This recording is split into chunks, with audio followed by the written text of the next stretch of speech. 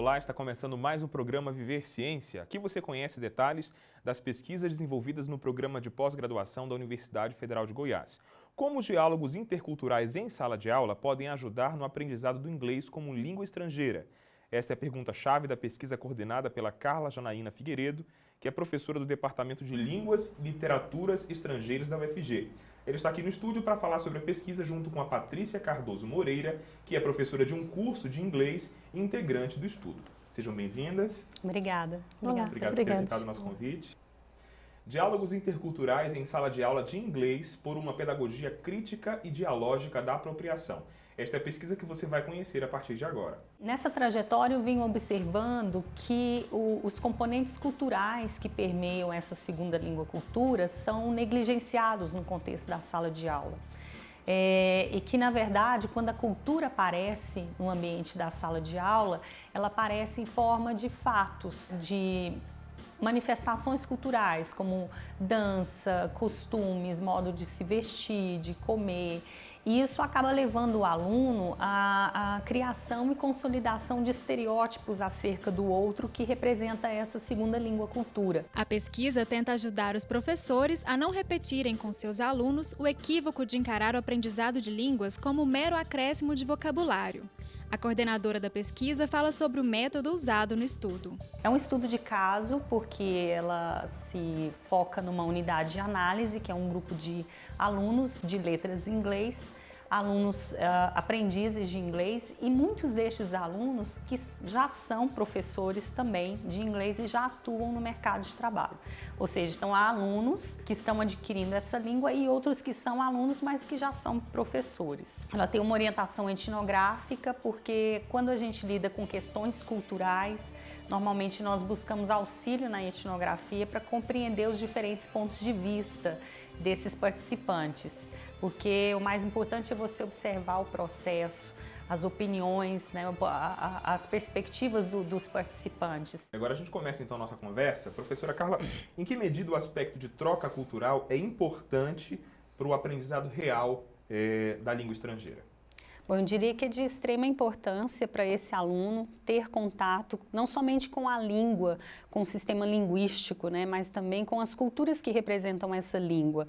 À medida que ele vai conhecendo essa língua-cultura, se inserindo nesse processo de apropriação dessa língua-cultura, que eu diria que é um processo em que ele consegue colocar a sua própria voz e produzir dentro dessa língua, ele vai ao mesmo tempo conhecendo a sua própria língua-cultura. Então é muito importante esse diálogo entre a língua-cultura do aprendiz e a língua-cultura do outro, porque é por meio disso que ele tem a chance e a oportunidade de enxergar novas perspectivas, como que o outro encara a realidade, né?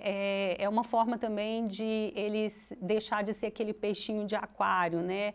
Preso, limitado ao seu próprio mundinho. Saindo desse mundinho, ele consegue, ele pode ter a oportunidade de enxergar novas formas de entender a vida, a realidade que o cerca. Então, é de extrema importância esse diálogo entre a cultura, a língua-cultura dele e a língua-cultura do outro. É diálogo a palavra-chave, então, Patrícia? Com certeza. E é um diálogo que acontece o tempo todo.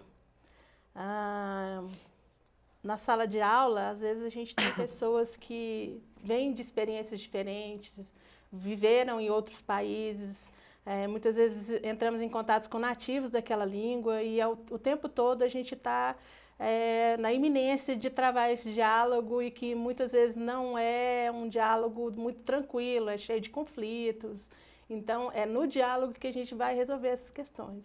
Bem, e o que vocês chamam de pedagogia crítica e dialógica, para a gente entender o que é esse termo, na verdade, né? Uhum. Quando a gente pensa numa pedagogia crítica, a gente pensa que a língua-cultura do aprendiz, ela tem que caminhar junta com a língua-cultura-alvo, ou seja, aquela língua-cultura que ele está aprendendo. Não dá para a gente simplesmente pedir para esse aluno deixar tudo que ele tem, né, enquanto língua materna, as culturas que o representam do lado de fora da sala e não levar para a sala.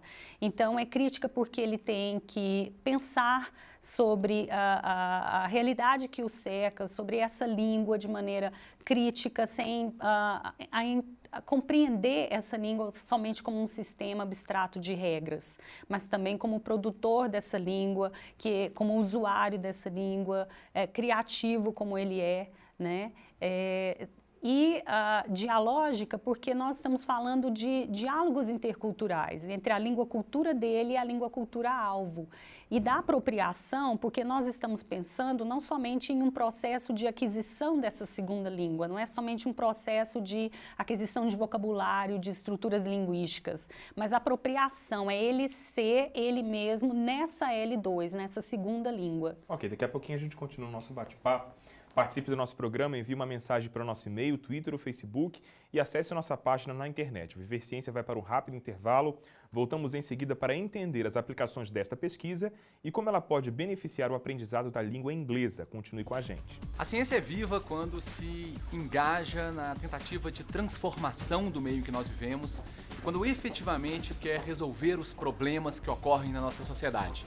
Para usar uma palavra de um pesquisador lá do século XIX, ou uma frase, a ciência é viva quando mais do que descrever o mundo, se preocupa em envolver-se nas lutas sociais do tempo presente.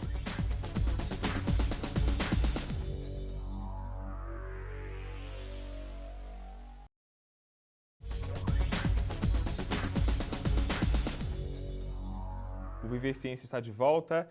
Com a presença da Carla Janaína Figueiredo, que é doutora em Letras e Linguística, e da Patrícia Cardoso Moreira, que é graduanda de licenciatura em Inglês. Estamos falando de um estudo da UFG que tem o objetivo de mostrar a importância de uma pedagogia crítica e dialógica para o bom aprendizado da língua inglesa. Como a aplicação dos diálogos interculturais reflete no aprendizado da língua inglesa em sala de aula. Acompanhe na reportagem. O inglês é considerado hoje uma língua internacional e, por isso, seu aprendizado vem sendo cada vez mais difundido.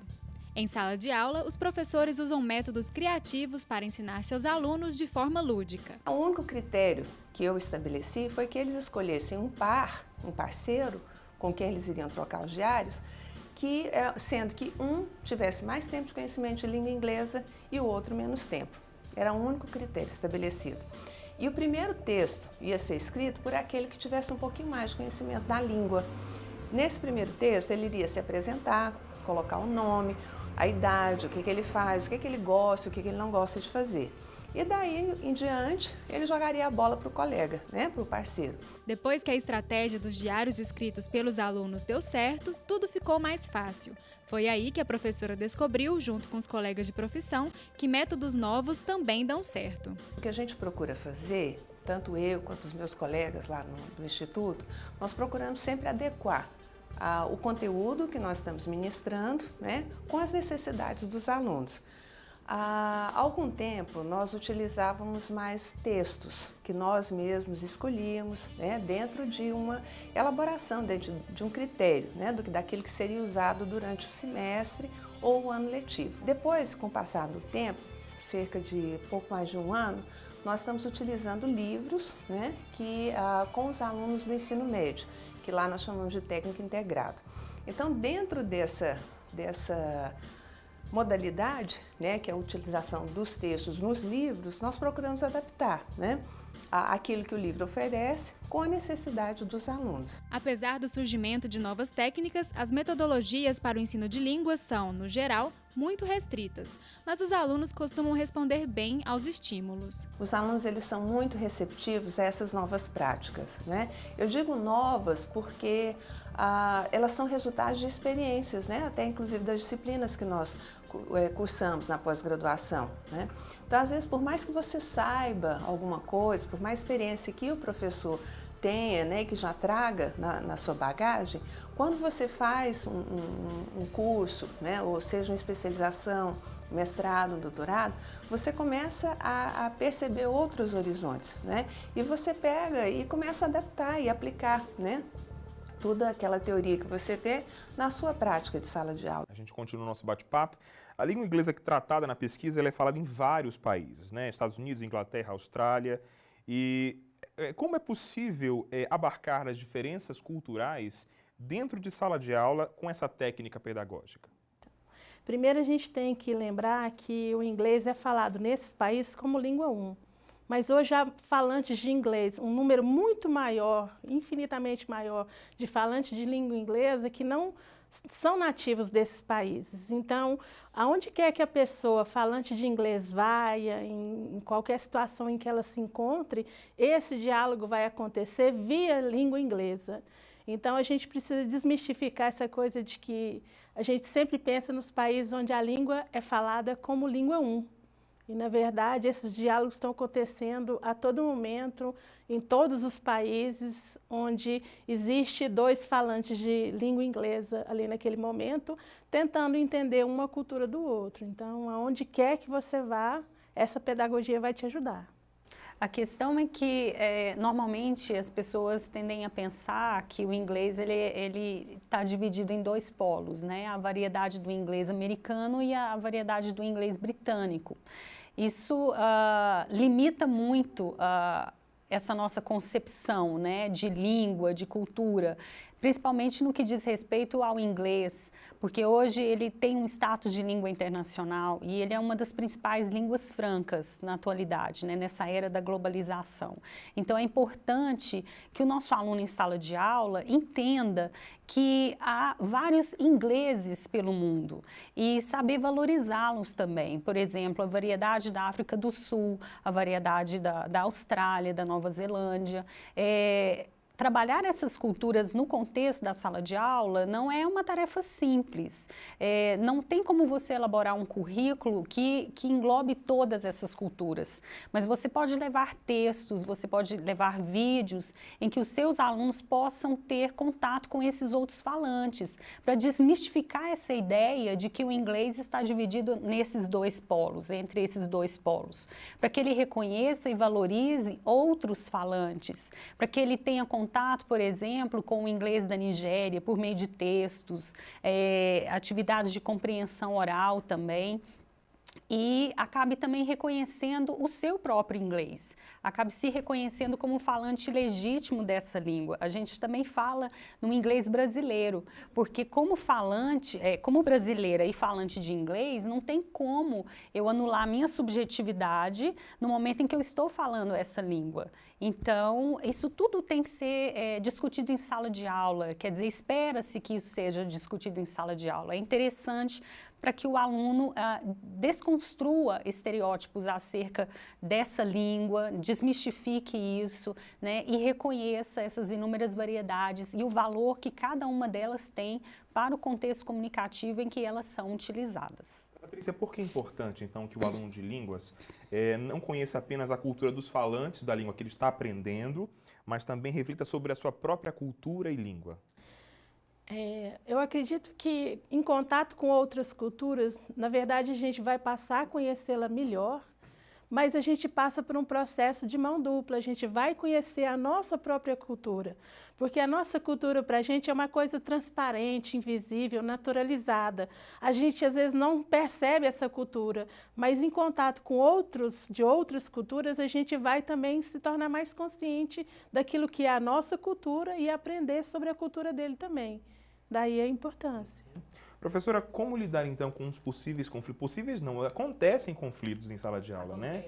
Então, como lidar então com essas questões que surgem na sala de aula? Como que o docente lida com esses conflitos e tenta, de certa forma, apaziguar essas questões? Esses conflitos, eles nos ensinam muito. Ensinam que nós temos outras formas de entender o mundo, né? Não somente a minha que está correta, há outras possibilidades de interpretações, né? E esses conflitos nos ajudam a perceber isso. Mas eu preciso querer também, em primeiro lugar, sair dessa posição, dessa zona de conforto, né, da minha língua cultura e me dispor a dialogar com o outro. Vocês acreditam que as escolas de línguas usam essa pedagogia, né, crítica e dialógica como método de ensino? É visível isso? A gente consegue perceber essa aplicação nas escolas como um todo? Bom, eu estou inserida nesse contexto e, apesar de não ser uma coisa explicitamente colocada de que estamos promovendo uma pedagogia crítica, eu acredito que com esses trabalhos, essas pesquisas, tipo da Carla, que formam professores que vão estar nesses ambientes, futuramente isso vai ser uma coisa inevitável. E outra coisa que a gente fala muito na nossa área é que da porta da sala para dentro, o professor toma as decisões que ele tem que tomar. Então, se aparecem oportunidades em que esse diálogo intercultural possa acontecer, então que seja feito, mas que seja feito também de uma forma bem informada, teoricamente embasada, justamente para poder servir como um bom mediador desses diálogos. Então, eu acredito que é possível, não é uma coisa formal, mas acontece. Eu acredito que acontece e a tendência é que vai acontecer mais. O maior desafio para nós agora da pesquisa seria nessa questão da formação dos professores, que eles tenham essa consciência crítica, né, de que eles precisam ir para a sala de aula bem informados, não no sentido de que eles tenham que conhecer todas as culturas possíveis do inglês, que eles tenham que conhecer toda essa língua, porque isso é impossível, mesmo na L1 deles, mas ter essa criticidade de mostrar para o aluno que não é algo pronto, fechado, acabado em si mesmo, que língua é algo dinâmico, que há relações de poder que perpassam por essa língua, né, que há subjetividades envolvidas ali, cargas ideológicas, né, e que nós precisamos estar preparados para desconstruir estereótipos, tanto aqueles que dizem respeito a nós mesmos, quanto aqueles com relação ao outro. Ok. Daqui a pouco no Viver Ciência, nossas entrevistadas vão responder mais perguntas, desta vez com a participação de uma especialista. Continue com a gente. É uma coisa bastante difícil, aparentemente, mas se a pessoa sabe o que ela quer e como é que ela vai fazer uma previsão de quanto tempo ela vai gastar para fazer a sua revisão bibliográfica. Depois, quanto é que ela vai gastar para fazer o seu projeto? Depois, quanto tempo ela vai gastar para obter os dados? Depois, para analisar os dados? Depois, para redigir a monografia ou a dissertação? E depois, quanto vai divulgar? É uma previsão de tempo, o que fazer e com que recursos se faz e como é que se coloca isso num espaço temporal. Por exemplo, no primeiro mês, no segundo mês, no terceiro mês. O cronograma pode ser feito diariamente, semanalmente, quinzenalmente, mensalmente. Então, o cronograma ele é uma previsão das etapas de uma pesquisa.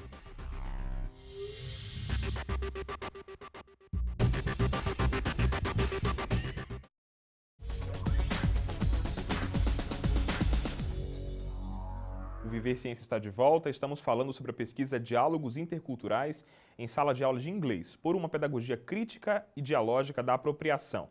Quem vai fazer perguntas sobre a pesquisa agora é Eliane Caroline de Oliveira, que é coordenadora do projeto institucional de formação continuada de professores de inglês como língua estrangeira da UFG. Que benefícios podem advir da formação nessa questão intercultural para esses nossos alunos de línguas estrangeiras? Patrícia. Eu acredito que o aluno, sendo capaz de desenvolver essa interculturalidade, de colocar a sua voz nessa segunda língua, ele vai também estar preparado para enfrentar um dos maiores problemas que a gente tem hoje em dia, que é justamente o mito do falante nativo. Hoje, o professor de inglês como língua estrangeira que não é nativo, ele sofre esse estigma, tanto por parte dos alunos, como às vezes também por parte dos seus empregadores. Então, muitas vezes o aluno não quer estudar com um professor porque ele não é nativo e descarta toda a formação que aquele professor teve, por exemplo, de se graduar num curso de letras, de às vezes ter um mestrado, um doutorado, mas por ele não ser nativo, ele é menos valorizado. Então, eu acredito que isso para o aluno, em termos da sua formação identitária e de se ver como falante legítimo dessa língua, dessa segunda língua, é muito importante. Ok, mais uma pergunta. Bom, a minha segunda pergunta diz respeito aos obstáculos enfrentados pelos alunos de línguas estrangeiras que são falantes interculturais dotados de uma competência intercultural. E professora Carla? Bom, em primeiro lugar, é preciso entender que o falante intercultural é aquele que sabe transitar entre línguas e culturas diferentes, né? Nós diríamos entre a sua língua cultura e a língua cultura-alvo, aquela que ele está aprendendo. Normalmente, sim, ele enfrenta obstáculos como mal entendidos, né, em situações de comunicação, em contextos comunicativos diversos, mas ele tem que estar preparado para isso, porque isso faz parte. Interculturalidade é isso, interculturalidade é você se dispor a enfrentar esses desafios, a encarar esses desafios, sabendo que você pode participar de uma comunicação, um encontro intercultural que pode ser bem sucedido ou que pode também não ser bem-sucedido, mas enfrentar isso faz parte do processo. O falante intercultural, ele também está aberto a novas perspectivas culturais. Um obstáculo seria ele não estar aberto a isso, não estar disposto a entender o outro. Um outro obstáculo também que eu consideraria é se esse aluno que se considera por ele mesmo, por outra pessoa como sendo um falante cultural, não souber colocar a sua própria voz nessa língua 2, projetar a sua própria voz nessa língua 2. Ele precisa entender que ele não tem que reproduzir o modelo ideal do falante nativo, que ele sim é um falante legítimo dessa língua. Isso o torna mais do que nunca um falante intercultural. Tendo essas questões em mente, eu acho que ele pode superar qualquer obstáculo que porventura possa acontecer. Como é possível fazer pesquisa relacionada a ensino e aprendizagem de línguas na UFG? É o que vamos saber agora no quadro Caminhos da Ciência. O aluno da Letras, a partir do momento que ele ingressa no curso, ele já começa a conhecer os projetos de pesquisa dos professores. E no segundo semestre, ele já pode se candidatar a uma bolsa de iniciação científica, dependendo da sua nota, do seu desempenho, né? Porque a seleção para a bolsa de iniciação científica, ela é muito concorrida.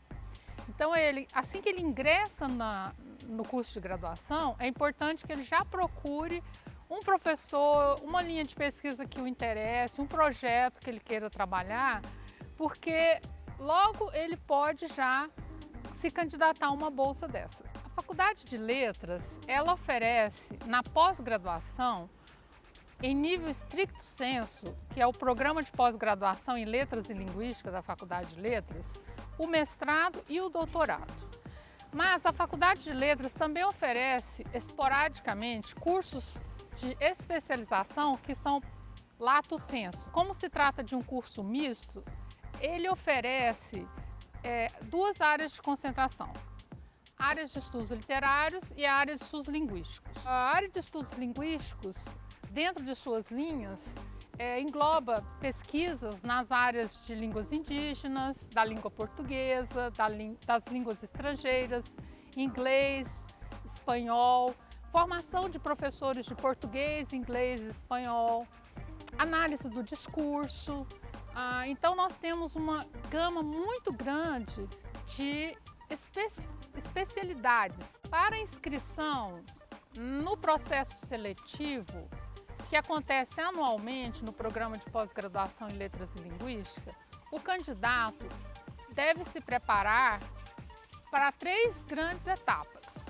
A primeira, que seria a seleção do seu projeto. Então, ele tem que preparar um projeto, encaminhar esse projeto para uma das linhas de pesquisa que ele se interessar em desenvolver uma pesquisa. A segunda etapa é uma prova específica de conteúdo, então ele também tem que estudar. Existe uma bibliografia básica que fica sempre disponível no site. Quando a gente divulga o edital do processo seletivo, ele pode procurar essas referências, comprar os livros e estudar. E a terceira etapa do processo seletivo, que consiste em uma entrevista. O processo seletivo do programa de pós-graduação em Letras e Linguística acontece em geral, no segundo semestre dos anos letivos. Quero aproveitar para agradecê-las pela participação, por terem disponibilizado tempo para estarem aqui com a gente no Viver Ciência e abrir um espaço para considerações finais, por favor, Patrícia. Bom, a gente também agradece ao Viver Ciência essa oportunidade de divulgar a nossa pesquisa e que, ao assistir o programa, as pessoas que são falantes de inglês como língua 2, língua estrangeira, se sensibilizem também para a questão intercultural, né, de desenvolver essa competência intercultural. Obrigada. Professora Carla, obrigado também. Eu também gostaria muito de agradecer por essa oportunidade. Para nós foi um privilégio, né, apresentar essa pesquisa que durou 4 anos, que a gente pretende continuar sob novas perspectivas e dizer que ser intercultural é possível, interculturalidade é possível sim. A minha maior mensagem sobre isso é que, ao encontrar o outro representante da língua cultura alvo, no caso o inglês, nós podemos construir novos significados, nós podemos construir novas perspectivas culturais, não somente do outro, mas também de nós mesmos. Tá? Muito obrigada. Muito obrigado. Este foi o Viver Ciência, uma promoção da Pró-Reitoria de Pesquisa e Pós-Graduação da UFG e uma realização da Fundação RTVE. Aqui mostramos que o conhecimento científico está ao nosso alcance. Continue acompanhando a programação da TV UFG e até a próxima semana.